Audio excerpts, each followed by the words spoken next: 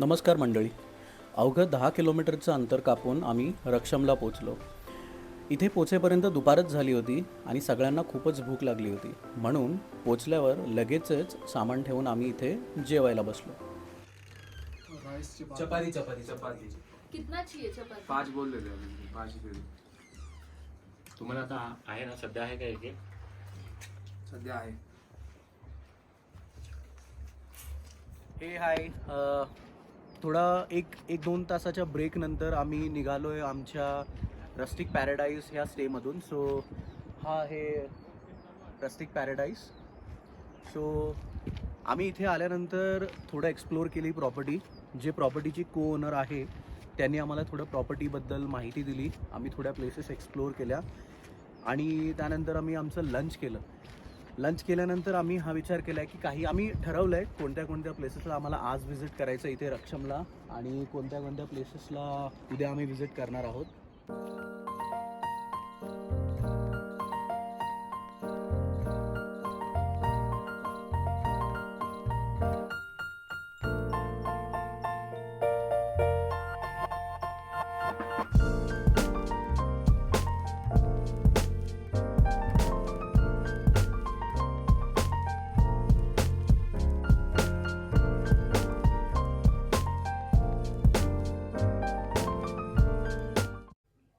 तर हा आज आमचा पहिला स्पॉट होता जो सतलुज नदीच्या बाजूला होता. ही नदी चिटकुलवरून वाहत इथे रक्षमपर्यंत येते.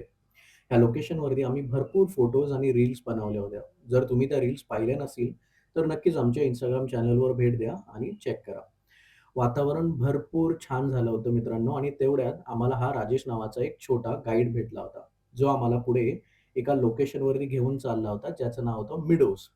तर चला मग पुढे आम्ही त्या लोकेशनपर्यंत पोहोचू आणि मस्ती मजा तर करूच. तुम्ही सुद्धा ह्या व्हिडिओ मार्फत त्या लोकेशनचा आस्वाद घ्या.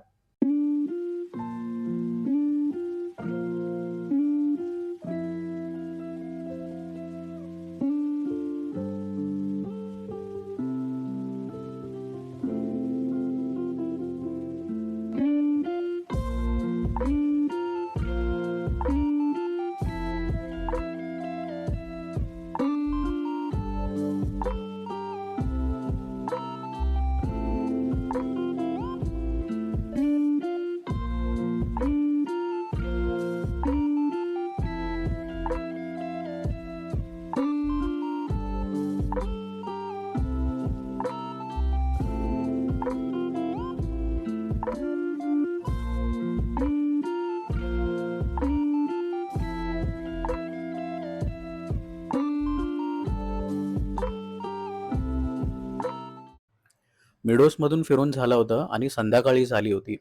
सगळ्यांना भूक लागली होती म्हणून आम्ही कॅफेच्या शोधात तिथून निघालो आणि भरपूर प्रयत्नानंतर आम्हाला हा एक कॅफे मिळाला रक्षममध्ये जिथे आम्ही आमचा डिनर करणार आहोत. तर चला मग कॅफेमध्ये जाऊ आणि बघूया कोणते फूड ऑप्शन्स आपल्याला मिळतात बघायला इथे.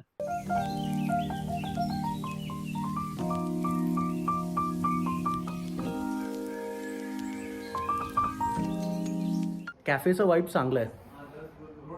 हे पण बघा मागे सिटिंग डायनिंग एरिया दोन्ही मस्त आहे. इथे फूड तुम्हाला लिमिटेड भेटेल. टू बी व्हेरी ऑनेस्ट इथे रक्षममध्ये आणि चिटकुलमध्ये फूडचे जे ऑप्शन्स आहेत ते भरपूर लिमिटेड आहेत. म्हणजे तुम्हाला एक जेनेरिक असं जे मिळेल ते असेल राजमा चावल आणि त्याच्यानंतर तुम्हाला कांद्याची भजी मिळेल. इथे सगळ्या ठिकाणी मिळेल. आपल्या मुंबईसारखी महाराष्ट्रासारखी टेस्ट नाही आहे एवढी बट ठीक आहे कारण की इथे जास्त थंडी पडते ना त्यामुळे कोणतीही गरम वस्तू आहे ना ती खाऊशी वाटते आणि चांगली वाटते. पण ठीक आहे कांद्याची भजी तुम्ही खाऊ शकता इथे. त्यानंतर पनीर भजी पनीर पकोडा वगैरे अजून बऱ्याचशे ऑप्शन आहेत ते तुम्ही आल्यानंतर तुम्ही चेक करू शकता. बाकी मित्रमंडळी पण बसले तिथे सगळे चेक करतात की सगळ्यांना काय खायचं आहे काय नाही खायचं आहे आणि त्या हिशोबाने सगळे ऑर्डर करतात. हा एक काइंड ऑफ हीटर त्यांची चूल म्हणू शकता तुम्ही ज्याच्यावरती जेवण वगैरे किंवा इतर गोष्टी गरम करून फ्रेश ठेवू शकता. हिला ओळखलंच असेल थंडी भरपूर आहे ना म्हणून सगळीजण कशी बसलेत आणि आतुरतेने जेवणाची वाट बघतात कारण की थंडी एवढी आहे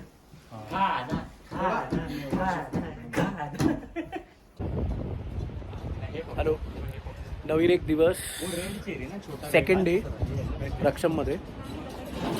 थोडं सकाळी उठायला उशीर झाला आम्हाला, कारण की आज आमचा इथे फुल डे स्टे होता. सो आम्ही लेट उठलो आहे आणि असंच थोडा फेरफटका मारायला निघालो आहे बाहेर. इथे एक टेम्पल आहे जवळपास, तर तेच आमचा विचार आहे की तिथेच जाऊन आम्ही थोडं दर्शन वगैरे घेऊया. पण मध्यंतरीच आम्हाला इथे थोडं चालत असताना काही झाडं दिसली आहेत जी इथली स्पेशालिटी आहेत. चेरीची झाडं आणि सफरचंदाची झाडं ही दिसत आहेत. ही माझ्या मागे ही दिसते, ही चेरी आहे. ही चेरी आहे आणि चेरीचा सीझन असतो मिड जुलैपर्यंत. आणि सफरचंदाची झाड आहेत. इथे माझ्या मागे ही आहेत ना, ही सफरचंदाची झाडं आहेत. मी प्रॉपर तुम्हाला आहे ना बॅक कॅमेऱ्याने पण दाखवेन. सफरचंदाची जी लागवड चालू झालेली आहे, यांची कल्टिवेशन स्टार्ट झालेलं आहे आणि एक साधारणतः ऑक्टोबर मिडपर्यंत फळं येतील.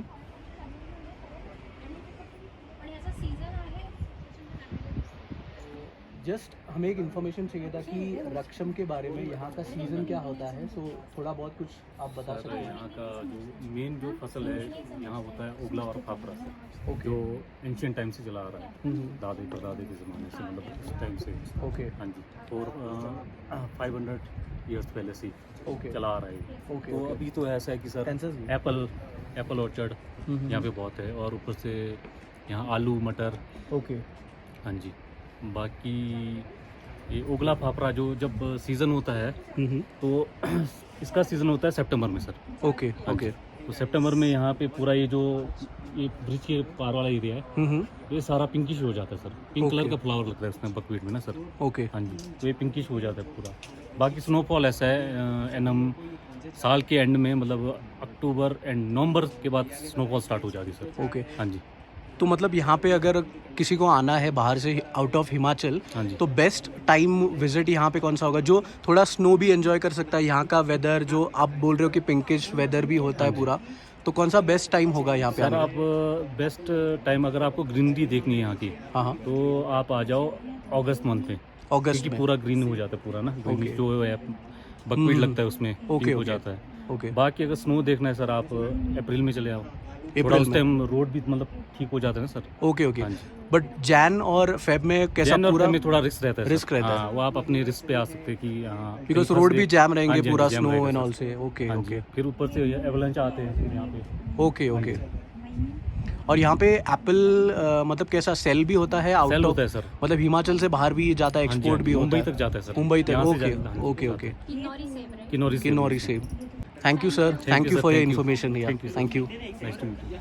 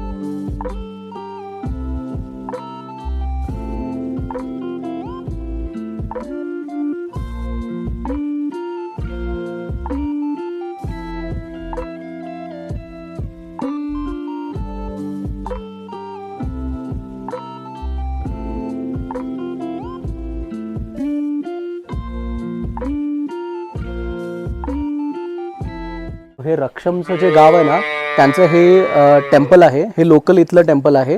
तर हे आपण जाऊन एक्सप्लोर करूया आतमध्ये की कसं आहे टेम्पल आणि काय आहे ते. या.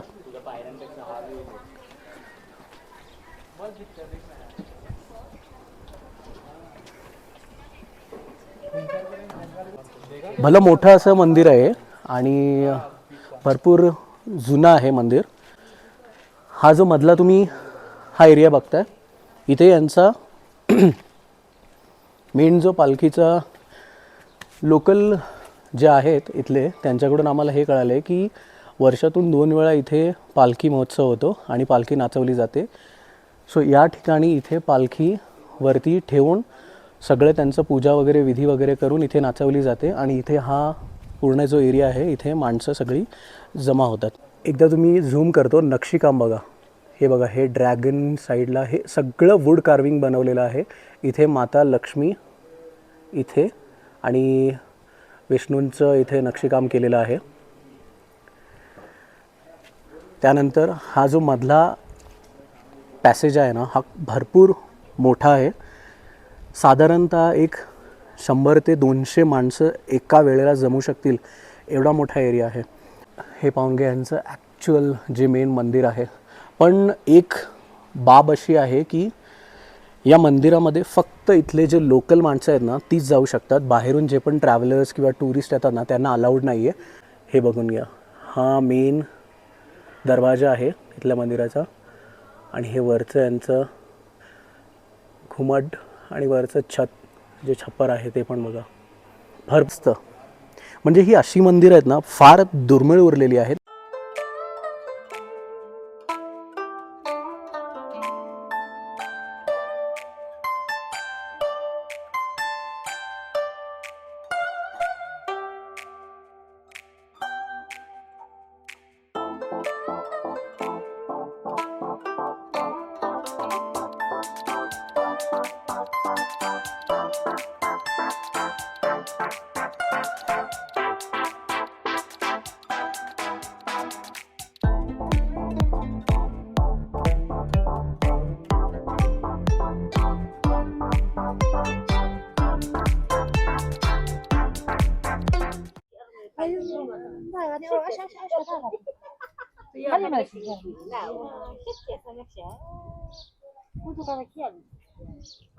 बस थोड़ा सा अभी बनाया है ना थैंक यू. ताजा।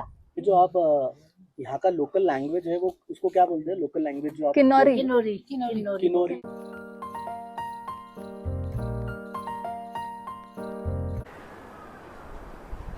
नमस्कार मित्रांनो, काल आम्ही इथे रक्षममध्ये आलो होतो आणि मी शूट नाही करू शकलो इकडचं जो स्टे आहे आणि प्रॉपर्टी आहे कारण की भरपूर घाई गडबड होती. पण आज तुम्हाला मी इथला जो स्टे आहे ना त्याची टूर देतो आणि जी प्रॉपर्टी आहे एकंदरीत ती दाखवतो. ही जी प्रॉपर्टी आहे ह्याचं नाव आहे रस्टिक पॅराडाईज.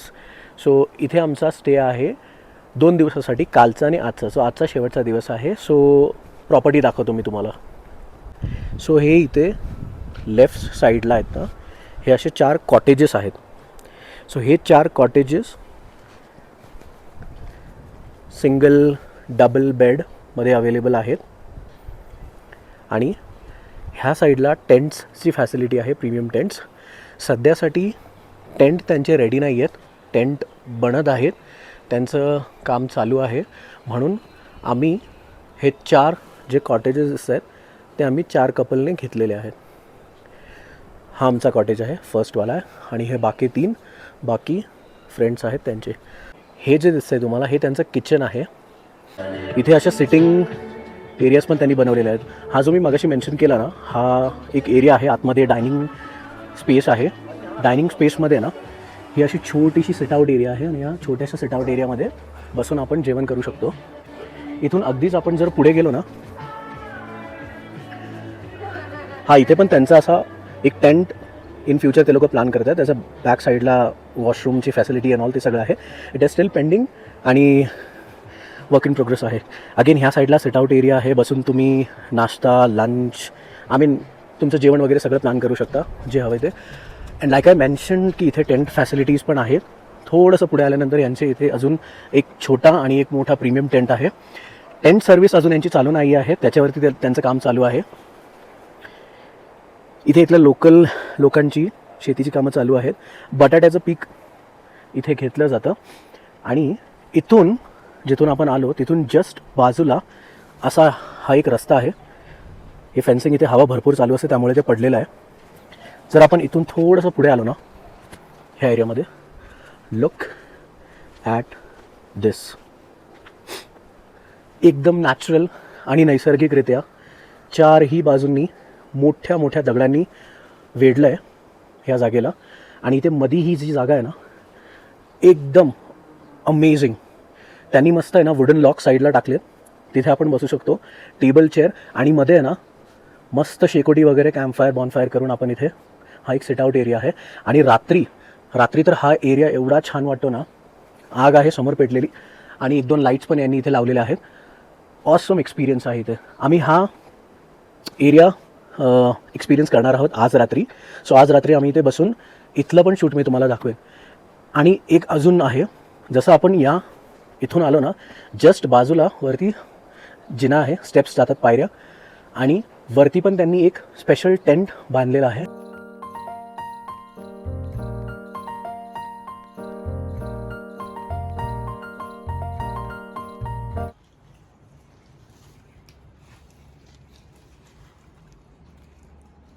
सिर्फ बैग उठा के निकलना है, वैसे पैकिंग करो. नहीं ब्रश करना. दुसरा दिवस रक्षमचा आणि रात्रीचे अराऊंड 9:30 पावणे 10 झालेत.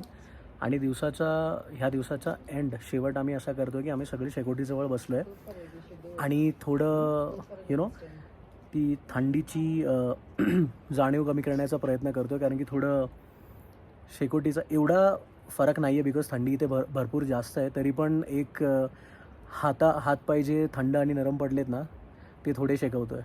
आमचं इथला आजचा जो मुक्काम होता आणि ही जी प्लेस एक्सपिरियन्स करायचं होतं ते झालं आता. आणि आम्ही चाललो आहे आमच्या कॉटेजकडे. हां, खूप मजा आली. कारण की इथे लिटरली 4-5 डिग्री असं टेम्परेचर होतं. आणि त्यामध्ये तेवढ्या टेम्परेचरमध्ये जर आपल्याला शेकोटी करायला मिळत असेल, हातपाय शेकवायला मिळत असतील, कोणाला नाही आवडणार.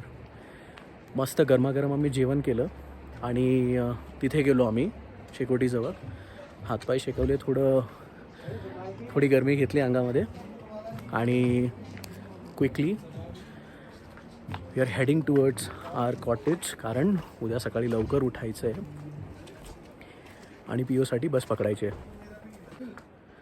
कॉटेजमध्ये जायचं आहे, बॅग पूर्ण पॅक करायची आहे, बिकॉज उद्या सकाळी आमच्याकडे लिटरली जराही वेळ नसणार आहे. आंघोळ करायला पण वेळ नसणार आहे. कारण की सकाळी आम्हाला उठून फ्रेश होऊन आम्हाला निघावं लागणार आहे. त्यासाठी जे पण काही मेस आतमध्ये आम्ही केलेला आहे कपड्यांचा आणि बाकी इतर गोष्टींचा, तो आता जाऊन आम्हाला आवरायचा आहे. आणि फुल रेडी सगळे रक्षममधून निघायला. सगळ्यांना सकाळी 5:30 वाजता उठायला लागले. कोण उठलं 5:30ला? कारण की 6:30ची बस पकडायची होती, त्यामुळे लवकर उठणं गरजेचं होतं. सगळ्यांचे चेहरे बघा, सगळ्यांचे चेहरे असे कोमेजलेले आहेत. कोणी आंघोळ नाही केलेली, फ्रेश होऊन निघाले. हा व्यक्ती त्या गोष्टीसाठी अपवाद आहे. आज कुछ तूफानी करते हैं. भेटूया आता. इथून बस पकडायचे, बस पकडून सीधा रेकॉंग पिओ. शेवटचं दर्शन घ्या या डोंगराचं.